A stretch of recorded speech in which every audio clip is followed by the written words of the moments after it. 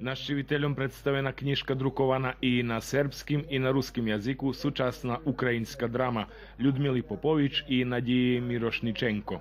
Knjiška ukrajinskog lingvisti doktora Ljubomira Beleja Slavijanski jazik. Knjiška esejov Mikoli Šanti Šantovki, knjiška poeziji Slavici Šous Bessoni Lancuščok, sociografija Mađarska hornica Mirona Žiroša, istorijna knjiška doktora Janka Ramača Na križnej drahi i knjiški za djeci Hajziban na špargu Melaniji Rimar iz Lahoda Serafini Makaji. Bar sme žarovski rižnorodni, bohati i z tim tohoročnim vydavateljnim planom mi u stvari predlužujeme.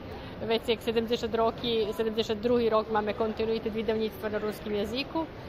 Všetko toto bolo teraz to po teraz veľkú potrimovku državi i smo potrimovku pokrajinskog sekretarijata aži to ta prezentacija na sajtu. O novih knjiškoh na sajme bešedovali ih dejedni autore i recenzenti, a na promociji na ktorej prisustvovali i studenti i masteranti odzeljenja za rusinistiku Filozofskog fakulteta u Novim Sadze, predstavljena i Marija Kovačević, ilustratorka dejednih knjiškoh.